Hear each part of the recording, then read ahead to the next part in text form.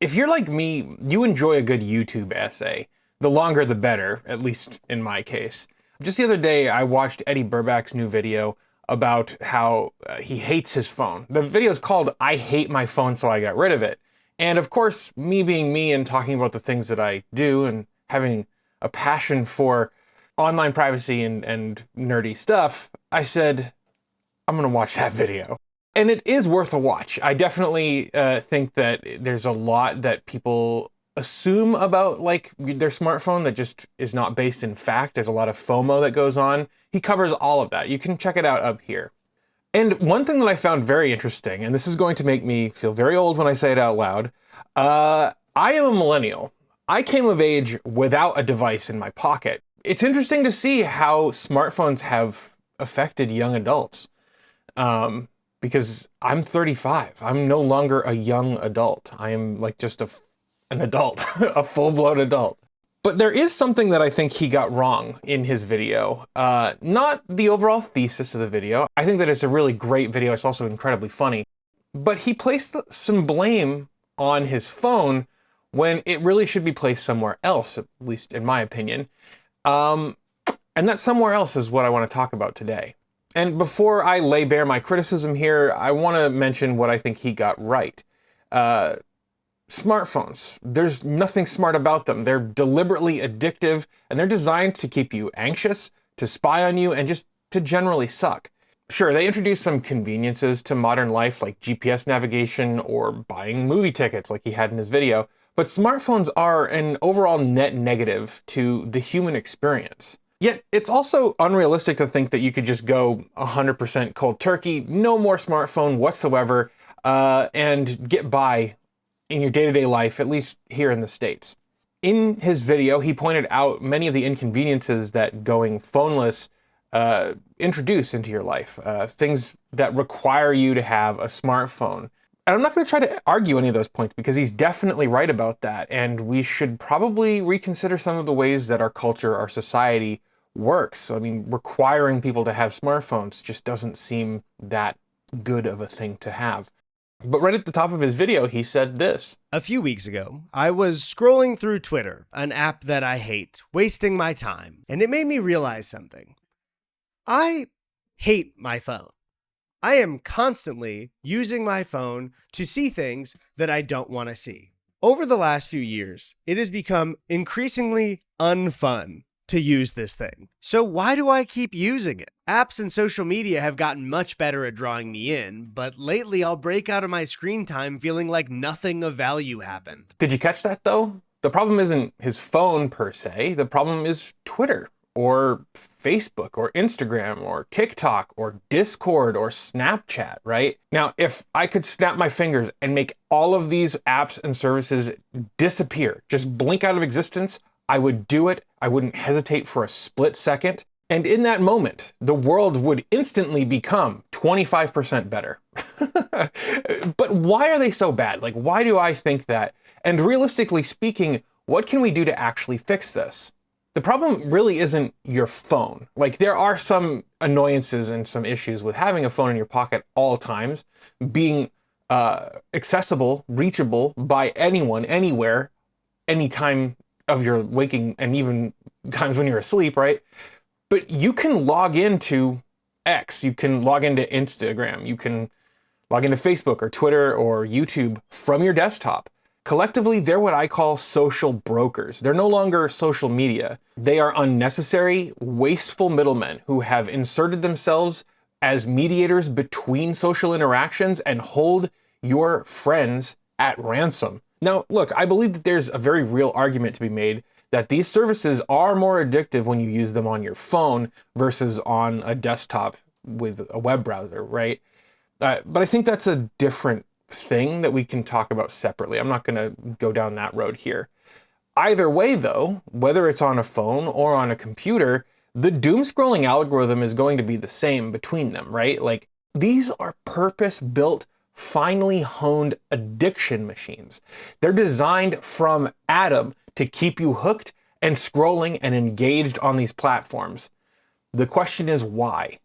And the answer is very simple. It's so that they can show you more ads. They make money when you lose yourself in their perfectly coiffed, AI-enhanced, weapons-grade timeline, and you lose a piece of yourself in the process. The problem is that the algorithm has optimized itself to the point where you never see posts from your friends. Now all you see is slop, trash, and the occasional mildly traumatizing gore-filled glitch. Social media has burrowed its way into our souls and has assimilated our minds with well-curated hate and fear. And they use the data that they've collected about you. Likes, shares, comments, reposts, right? And they use that to reinforce their algorithm to make it more effective and to train their machine mind how to manipulate you further. It's live, honest to goodness human experimentation. Social media is an emotional and mental vivisection, and we make the choice every single day to subject ourselves to their torturous whims. The fact is, we have a way out of this mess, and it exists currently. It's not that everyone just gives up their phone. That wouldn't work. Nobody would do that, right? The solution is also that we should not be praying for a supermassive solar flare to come and destroy all tech and provide us a digital respite. The first step is simple. Just give up all of the apps. I'm proud of the fact that I usually use my phone for less than 2 hours a day, which still sounds like a lot.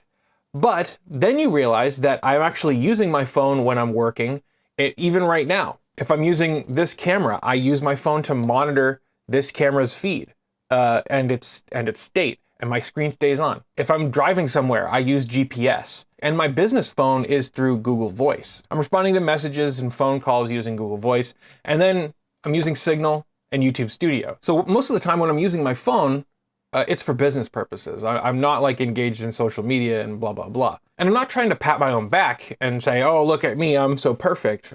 I'm not, right? But what I am trying to say is that this is possible.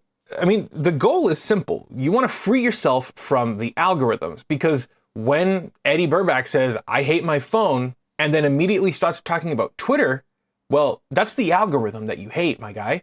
And you can do this for yourself. If there's social media in your life, be it Twitter or Blue Sky or Instagram or YouTube, you can either find alternative clients or you can use alternative services altogether. When I say alternative clients, you can use a web browser or you can use other apps that connect to these online services.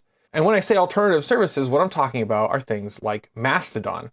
I have become a Fediverse evangelist. The Fediverse is a collection of social media adjacent services that interoperate with each other using federated protocols. These are protocols that are standard across the web. For example, I have a Mastodon account, and Mastodon is similar to Twitter, but without the algorithm. From my Mastodon account, I can follow other accounts on different services, say on PixelFed, which is like Instagram, but without the algorithm. From my Mastodon, I can like, comment, and reshare posts from other Fediverse services. And it's really neat. I mean, all your follows, regardless of what service they're on, appear in your feed. They look and behave just like the posts that you would see in your feed, because that's what they are. And you can engage with them and it just works. And that's the beauty of it. But the most amazing thing is that there is no algorithm. There's nobody sitting on high deciding which posts you're going to see from who and which one is going to be most optimized to then lead into an ad. None of that exists. What you're going to see on Mastodon and PixelFed and any of these other federated services is a chronological history of posts of accounts that you have followed and have opted into seeing. I hear people talk about how that creates a filter bubble, and truthfully, I believe that the term filter bubble was created by devious marketing executives at Facebook in order to assuage fears about the way Facebook was moving into an anti-human, pro-corporate, pro-advertising direction. Maybe that's a little bit conspiratorial, but there is a storied history of how tremendously evil Facebook has been. Here's the thing. If you're a business owner or an online creator, you'll know how frustrating it has been on social media over the last couple of years, especially. I mean, I've personally witnessed the shifting sands under my feet.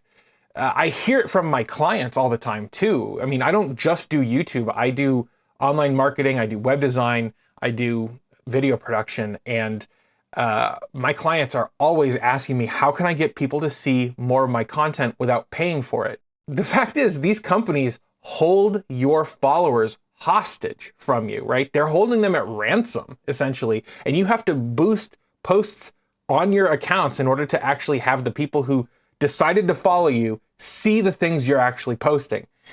This is the inevitable enshittification of corporate-controlled social broker platforms. This is just the way it is. It's the only way it can be profitable. And if we continue moving forward down this path, it's the only way it can ever exist. But how are federated services different? The fact is, I have several Mastodon accounts, a PixelFed, a PeerTube account, and Mastodon Online is a great place to be.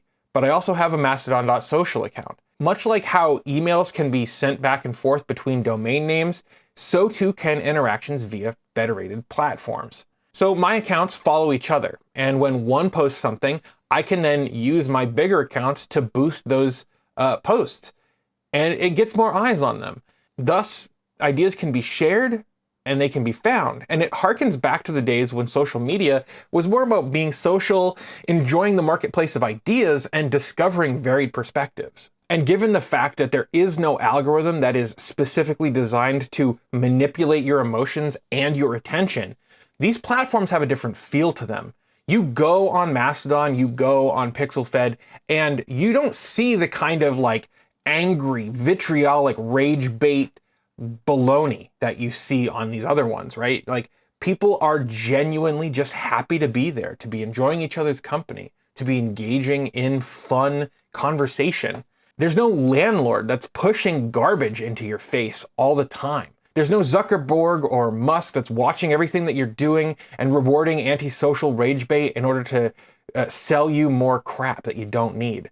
And importantly, these servers are run by nonprofits or by community members. Moderation is handled on a per server basis, and moderation is often handled by people you know. You can join a general server like Mastodon.social, or you can join one like tech.lgbt, which caters to a specific audience. I bet you can't guess which one. These services are designed for the users, not the platform holders. And it once again democratizes the web, it gives us control over our experience, and it builds healthier and more organic communities. And look, it's tempting to blame all of our problems on our phones, right? They suck, and I get that. And certainly, some of us have become cybernetic zombies, where we've outsourced a portion of our brain and our mental capacity to our iPhones. But in the video, Eddy didn't just lock his phone in a safe, he changed his behavior. If he wanted to, he could have logged into any of these social media services on his desktop or his laptop, but he didn't. He could have checked iMessage on his MacBook, but he didn't. He didn't end up wanting to. At the end of the day, these technologies market themselves as a way to keep in touch with our loved ones, but the reality on the ground doesn't match the advertising baloney. What these tech bros have been doing for decades now is inserting themselves as social gatekeepers, and they have been insulating you from your friends and family while profiting from it. Abandoning social brokers like Facebook and Snapchat and Discord and TikTok and Instagram is the first step that you can actually take to drawing closer to your friends. But using ethical social media should be the next step that you take to reclaiming the web as a human-first community. Now, I originally posted the script for this video as a blog post over on my website, blog.gardinerbryant.com. You'll find a link down in the description. I've been having so much fun creating my blog over there, and you can sign up for free to get notified of the posts when they're live over there. I had a lot of fun making this video as well, and if you want to help support this show, you can become a member with the links in the description or in the pinned comment. With that said, I want to thank my patrons. They make what I do here a reality. If you want to help this show and get your name listed over here, you definitely can do that. I think that's going to do it for now, though. Thank you so much for watching, and I'll see you guys in the next one.